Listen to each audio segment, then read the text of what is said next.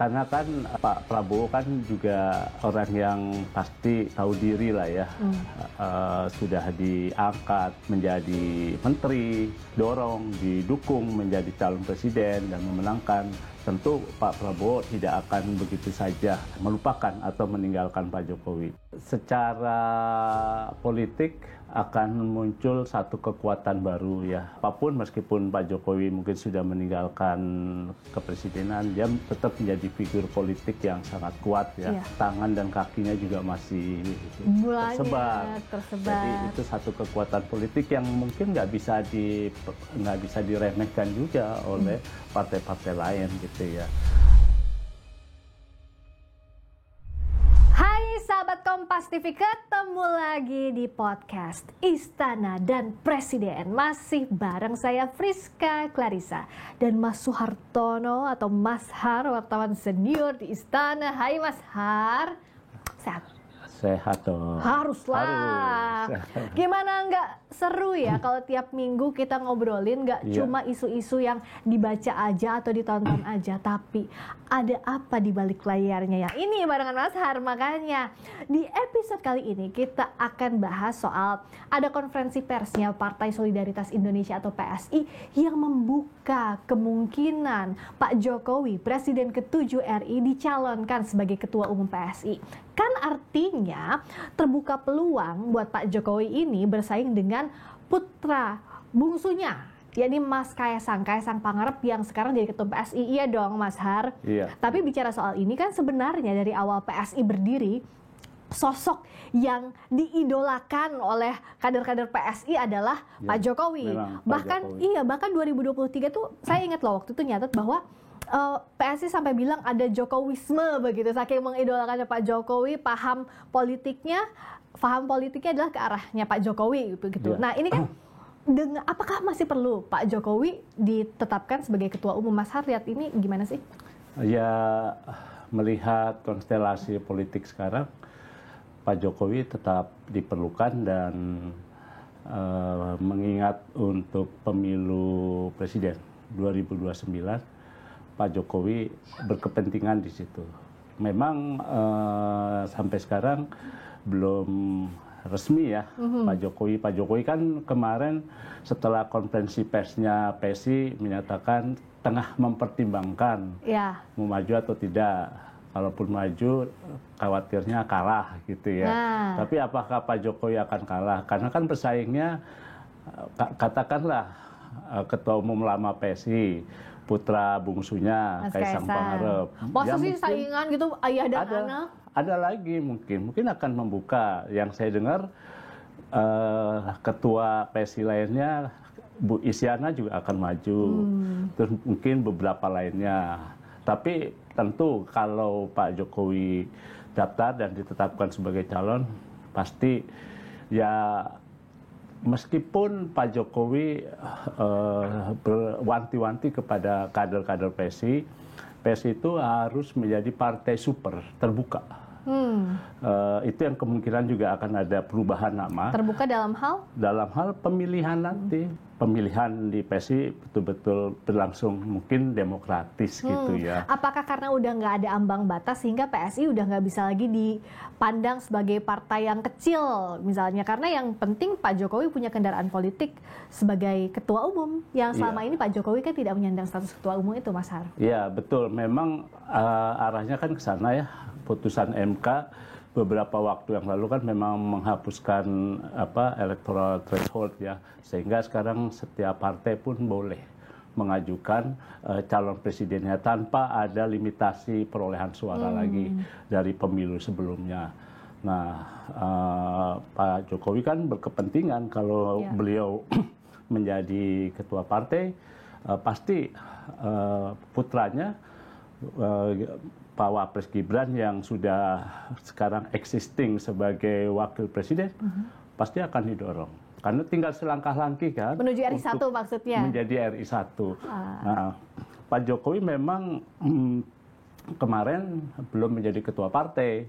Tapi ketika periode 2 tahun, 2 periode pemerintahannya kan Pak Jokowi sudah mengendalikan sejumlah partai. Bahkan ketua partai politiknya pun berada di bawah kendalinya Pak Jokowi ya, sebagai presiden waktu itu kan. Tapi apakah kita mulai dulu dari PSI ya, Pak Jokowi maju, apakah butuh voting tadi atau ya sudah aklamasi saja? Atau selama ini juga Pak Jokowi kan sebenarnya sudah sosoknya PSI. Kalau Mas Har lihat kemungkinannya ke sana? Kalau melihat keinginan Pak Jokowi untuk menjadi partai super terbuka, artinya betul-betul melalui itu one man one vote itu ya. Jadi betul-betul pemilihan gitu ya. Tapi kan kita nggak tahu ya, dalam politik ini kan ada wajah depan, ada wajah belakang. Nah ini yang kita nggak tahu nanti itu. Tapi masa sih seorang Jokowi kalaupun pemilihan kalah, kan Pak Jokowi juga bilang kalau saya mendaftar, yang lain belum tentu mau mendaftar. Iya. Karena sudah lihat bahwa iya Pak Jokowi yang maju, iya nggak? Iya, pasti ya mungkin dipersilakan dan jalannya bakal mungkin mulus gitu ya. Kan beberapa kali kan sebelumnya Pak Jokowi juga ditawarkan di Partai Golkar gitu ya dan beberapa partai lain, tapi kemudian Pak Jokowi tidak memutuskan. Nah, tapi setelah putusan MK beberapa waktu lalu berkepentingan bahwa Pak Wapres Gibran putra sulungnya yang katakanlah tinggal selangkah lagi, kan harus didorong itu dan butuh partai politik. Nah, ngomong-ngomong butuh partai politik, 2 periode yang lalu Pak Jokowi memegang banyak partai tadi, bahkan para ketua umum partai ada di kabinetnya Pak Jokowi pada saat itu. Tapi waktu itu kan powernya Pak Jokowi karena sebagai presiden punya power besar, partai-partai pun butuh dekat dengan kekuasaan. Kita lihat kan partai-partai asal di luar pemerintahan satu masuk ke kabinet. Nah tapi kalau sekarang, apalagi misalnya Pak Jokowi katakanlah jadi ketua umum PSI, kekuatan untuk menggait parpol lainnya bisa jadi akan lebih berkurang, kah? Betul. Ada kemungkinan bertambah dari partai-partai yang pernah mengikut masuk dalam kabinetnya Indonesia Maju kemarin, bisa saja bergabung. Atau mungkin karena sekarang kansnya lebih besar, setiap partai boleh mengajukan calon, bisa saja berbeda sendiri-sendiri. Jadi banyak calon, banyak partai politik nanti yang bermain untuk mengajukan dalam pemilihan presiden. Bisa saja terjadi. Dan memang kan kalau presiden juga merangkap nanti ketua partai kan juga dominasi partainya jadi lebih kuat. Kira-kira seperti itu. Nah, kalau Pak Jokowi menyusut langkah purna tugasnya, yaitu haknya Pak Jokowi ya, salah satunya dengan ada kemungkinan terbuka sebagai ketua umum PSI. Tapi seperti yang Pak Jokowi pernah bilang, nggak ada itu matahari kembar. Mataharinya adalah Pak Prabowo Subianto sebagai presiden. Dengan langkah Pak Jokowi ini, apalagi tadi kan kita bicara bahwa ada kemungkinan Mas Gibran maju di 2029, meskipun belum dideklarasikan. Saat ini belum mau komentar soal itu. Ada nggak respons istana ataupun bahkan Pak Presiden Prabowo soal langkah Pak Jokowi yang kemungkinan akan jadi ketua umum ini? Sampai sejauh ini, sejak Selasa minggu lalu, keterangan persnya PSI yang membuka ruang untuk Pak Jokowi mendaftarkan, sejauh ini belum ada respon.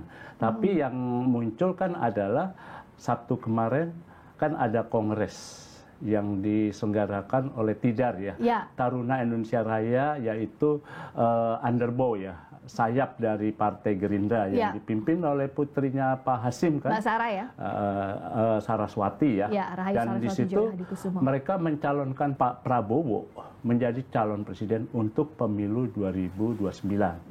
Dan ini pencalonan yang kedua ketika Kongres luar biasa Partai Gerindra pada tanggal 13 Februari kemarin, itu juga kan secara tiba-tiba mereka mendaulat Pak Prabowo sebagai calon presiden untuk periode 2029. Nah, meskipun Pak Prabowo bilang nanti saja, saya belum genap setahun. Jangan lu ngomong 2 periode, katanya gitu ya. Betul, jadi saya harus membuktikan dulu. Tapi apakah itu betul pernyataan yang memang seharusnya, yang supaya wah belum apa-apa kok sudah mau maju gitu ya. Ya. Mungkin juga Pak Prabowo tuh belajar secara politik, jadi aku harus tunjukkan dulu bukti sebelum maju lagi. Kalau tidak berhasil bahkan tidak akan maju lagi, tapi yang menilainya ya Pak Prabowo sendiri. Jadi tidak ditetapkan secara dini akan maju atau tidak ya. Tapi kan pasti kalau Pak Prabowo-nya masih nanti sajalah fokus kerja dulu, kan nggak mungkin. Kalau kader Gerindra atau di underbouh Tidarnya tidak berpikir bahwa loh kok ada rencana kemungkinan Mas Gibran juga maju di 2029, akan jadi potensi panas gak sih suhunya di pemerintahan Pak Prabowo dan Mas Gibran? Panas biasa ya, kalau dalam menjelang pemilu itu suasana hangat dalam perpolitikan itu biasa itu. Pasti itu akan terjadi, apalagi nanti kan mungkin akan muncul calon-calon lain ya. Misalnya putranya Pak SBY, AHY dia pasti akan maju. Lalu PDIP, Ibu Puan atau calon lainnya akan maju. Dan peluang partai-partai lain. Jadi memang pertarungannya akan seru dan menjadi hangat gitu ya. Dan kalau bila mana Pak Jokowi jadi lalu mendorong Wapres Gibran maju sebagai calon, sementara Pak Prabowo juga maju, tentu akan seru sekali. Jadi yang dulunya memang berpasangan akhirnya akan berpisah. Dan ini kan pengalaman di pemilu sebelumnya juga terjadi ya.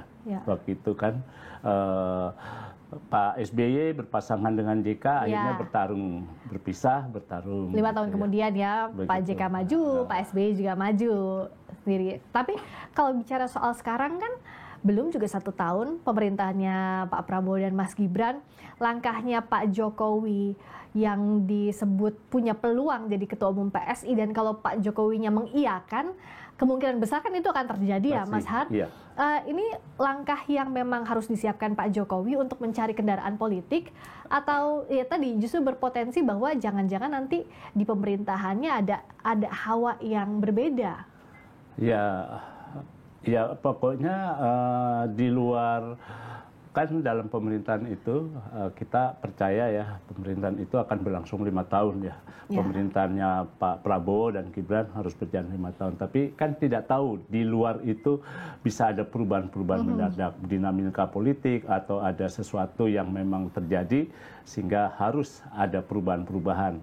Nah, kalau terjadi itu kan pasti semuanya sudah mengantisipasi ya. Tapi bila berjalan normal 5 tahun dan terbuka dalam pertarungan kandidat di 2029, otomatis itu akan bertarung. Dan memang butuh kendaraan. Mas Gibran butuh kendaraan politik untuk bisa maju sebagai calon presiden. Jadi bisa dikatakan ini strategi lah ya untuk memiliki kendaraan politik, karena 2029 kan betul. It's everyone's game, jadi harus punya kekuatan masing-masing gitu ya Mas Har ya. Tapi kalau kita lihat dari gesturnya ya, baik itu Pak Prabowo maupun Pak Jokowi itu tidak mau terlihat berbeda kutub, ya nggak sih Mas Har? Misalnya Pak Jokowi nih, saat ada isu matahari kembar dengan tegas bilang bahwa mataharinya hanya satu, Pak Presiden Prabowo Subianto. Begitu pula Pak Prabowo, saat dikatakan apakah betul ada di bawah bayang-bayang, Pak Jokowi juga menolak itu, mengatakan bahwa kalau teleponan ya soal Idul Fitri, silaturahmi dan sebagainya tidak mau terlihat berseberangan. Mas Har melihat apakah dua tokoh ini tidak mau tanda kutip diadu di publik dalam hal pandangan dan arah politik? Ya, karena kan Pak Prabowo kan juga orang yang pasti tahu diri lah ya, sudah diangkat menjadi menteri, didorong, didukung menjadi calon presiden dan memenangkan.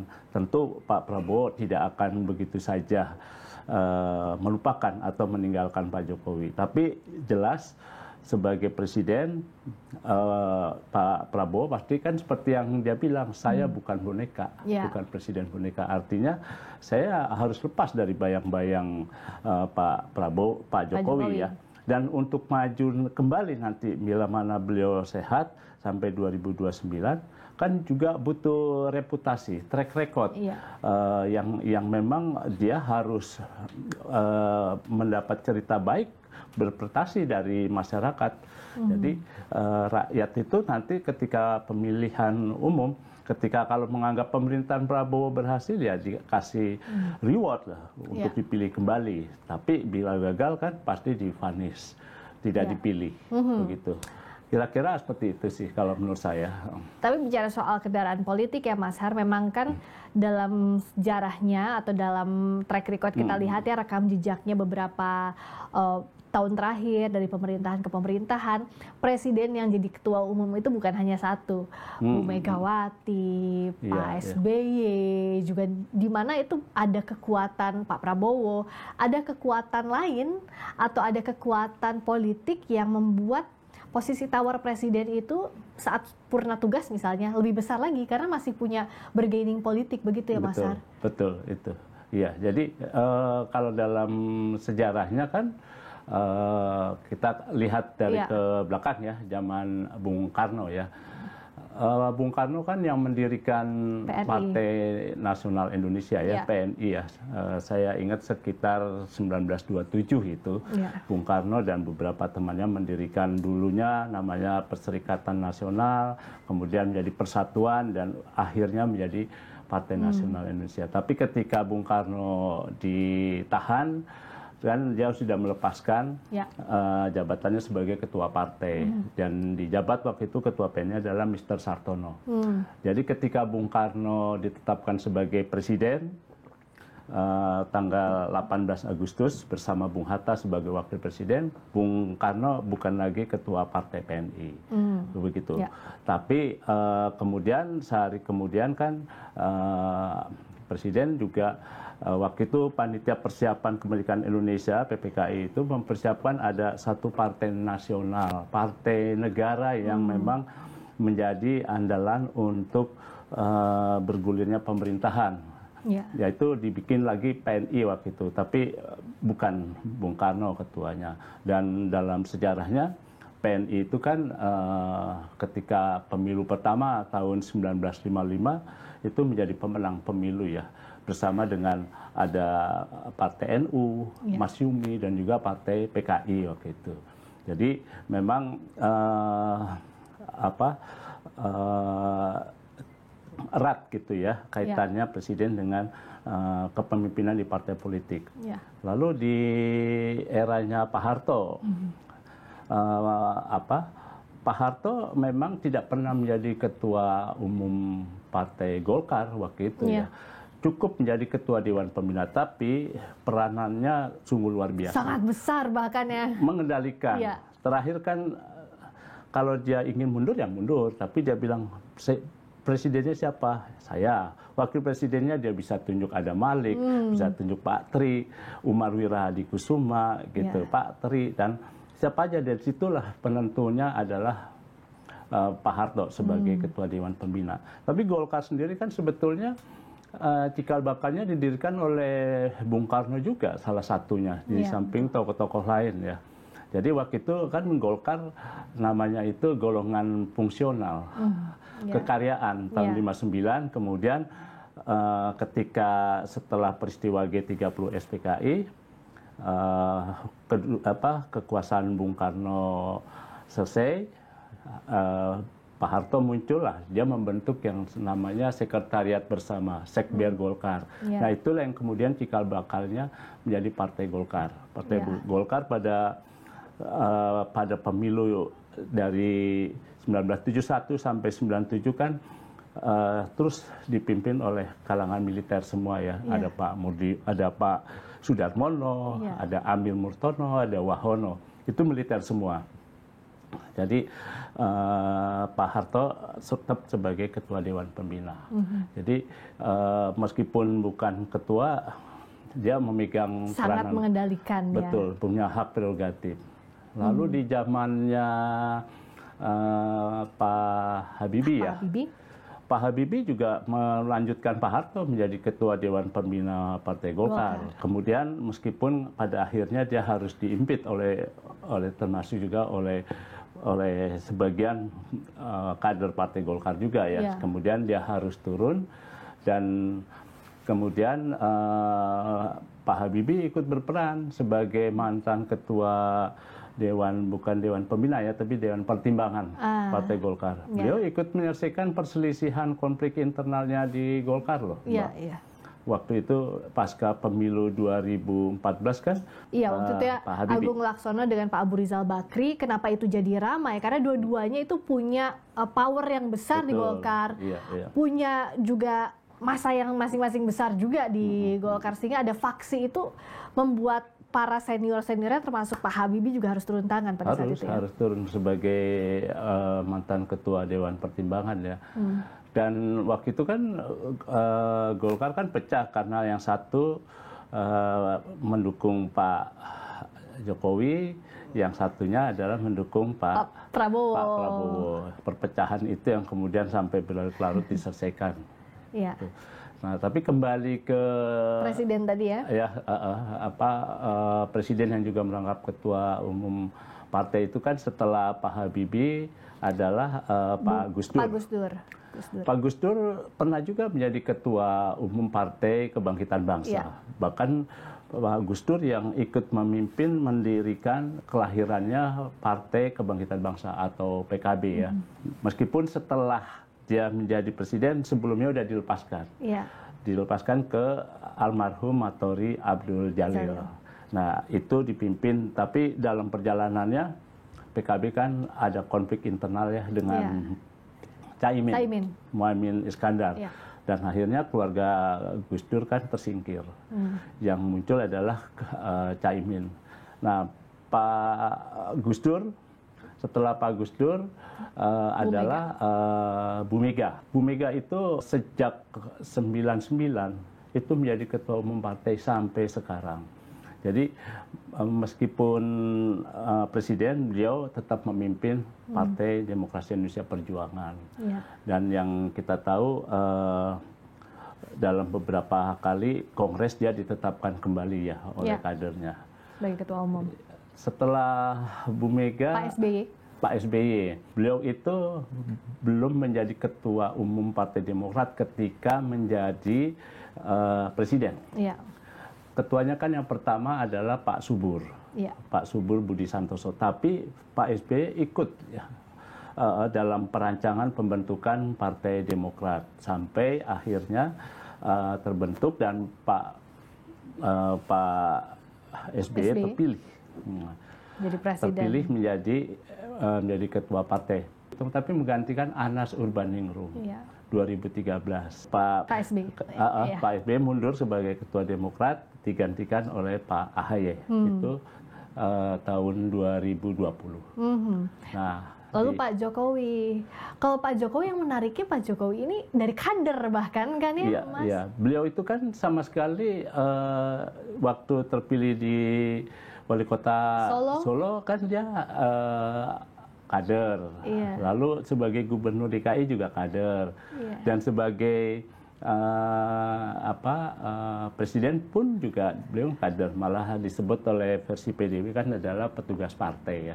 Jadi memang anggota partai yang ditugaskan oleh partainya untuk menjalankan mandat sebagai presiden. Ya, tapi kalau kita lihat Pak Jokowi pada saat memimpin, ini kenapa banyak juga jadi perhatian, karena bukan ketua umum, posisinya kader, tapi bisa punya seringkali kan kalau kita sama-sama mencatat, punya pandangan yang berbeda atau sikap politik yang berbeda dengan PDI Perjuangan, yang notabene adalah partai asalnya Pak Jokowi. Betul, karena kan Pak Jokowi merasa sebagai presiden saya adalah mandataris dari semua rakyat Indonesia, bukan partai. Jadi ya ada kalanya ada kepentingan partai yang tidak diperjuangkan oleh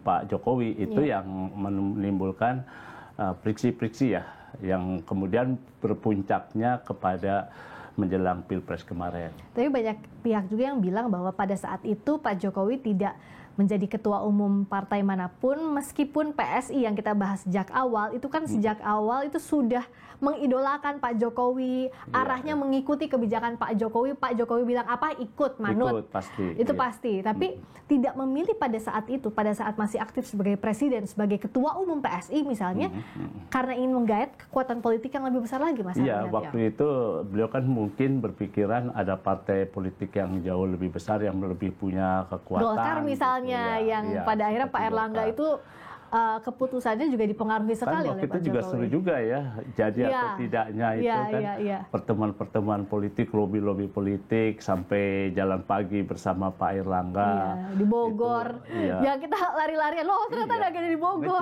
ngejar kita. Kita ingin tahu sebetulnya, jadi kemana nih Pak Jokowi. Dan sengaja ditampilkan itu kan ya Mas ya, berdua dari mulai naik golf, jalan, sarapan, sampai makan bareng dan sebagainya. Pak Jokowi kan juga pakai kaos kuning kan? Iya betul. Pakai kaos kuning dan wah simbolnya Golkar banget nih. Betul. Jadi ya kelihatannya beliau memang mungkin merasa belum waktunya untuk ini. Bahkan waktu Mas Gibran maju aja kan Golkar duluan yang announce ya Mas. Betul, betul. Jadi Pak Jokowi itu memang mengikuti karena Golkar partai terbesar kan, yang boleh dibilang bisa memenuhi keinginannya ketimbang partainya sendiri PDIP waktu itu. Even Pak Bahlil jadi ketua umum pun semua banyak sekali yang bilang bahwa itu orangnya Pak Jokowi di sana, Mas Arya. Betul ya. Jadi ya bisa paralel nanti itu misalnya kalau Pak Bahlil tetap sebagai ketua umum partai Golkar, beliau tetap dipegang di PSI, ya kemungkinan akan berkoalisi ya barangkali ya itu. Tapi kita masih melihat lah dinamika yang terjadi. Tapi kan jadi presiden sekaligus ketua umum partai politik kalau kita bicara sepanjang sejarah ya, kalau masih aktif itu kan banyak yang berbicara apakah kepentingan partainya akan lebih didahulukan dibandingkan dengan kepentingan rakyat secara umum. Nah, Mas Har melihatnya seperti apa sih catatan selama ini? Ya, kalau ya Mbak juga bisa merasakan ya, kita sama-sama di istana kan, yang memang salah satu efek dari perangkapan jabatan presiden merangkap ketua umum partai kan diantaranya ada semacam pengendalian partai politik yang dilakukan oleh presiden, sehingga itu akan menjadi dominasi untuk partai-partai lain ya, sehingga ada kontrol, ada kepentingan pribadi yang main di situ ya. Tapi kan ada sisi lainnya juga bahwa kalau beliau memegang partai kan juga bisa lebih ikut mengendalikan partai untuk menggerakkan kebijakan-kebijakan pemerintah yang sejalan, sehingga lebih powerful juga ya.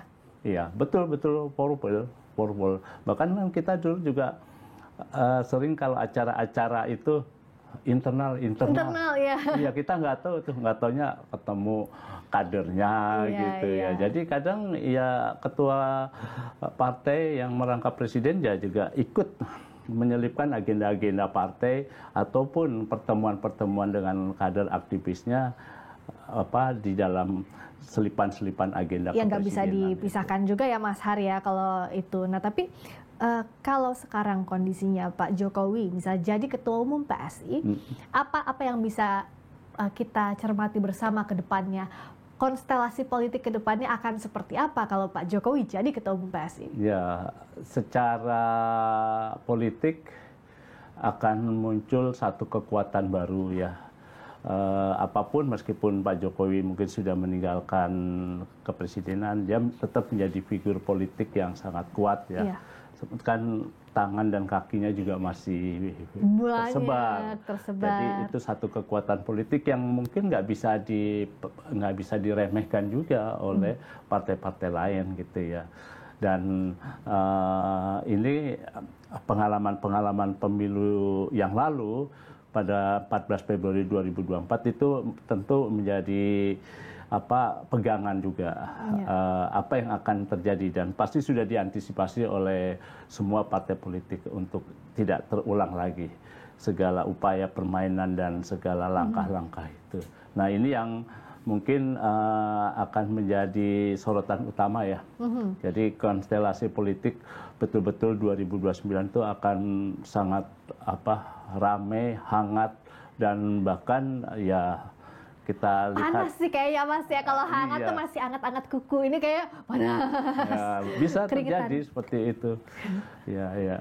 Dan kalau sebagai masyarakat, sebagai rakyat, apa sih yang bisa kita harapkan dari kondisi politik yang akan sangat cair di 2029, salah satunya momentum yang saat ini kita tunggu, apakah iya atau enggak Pak Jokowi jadi Ketua Umum PSI. Kalau tadi dari sisi peta politiknya kan demikian, tapi dari masyarakat apa sih yang kalau manfaatnya apa buat kita gitu? Ya, buat kita pemilu tetap harus berjalan dengan lancar, damai, terus jujur gitu ya. Banyak pilihan. Iya, pilihannya banyak. Kan pemilu kan menghabiskan uang rakyat juga. Ya. Sayang juga uang rakyat yang diambil untuk pembiayaan pemilu, tapi kalau hasilnya tidak baik, tidak memenuhi keinginan masyarakat, jadi untuk apa gitu ya? Iya.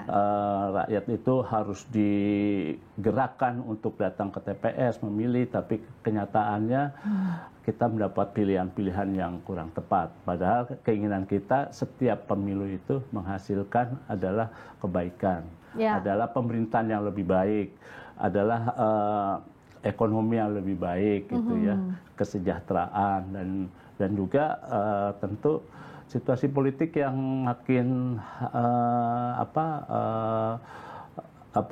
stabil gitu ya.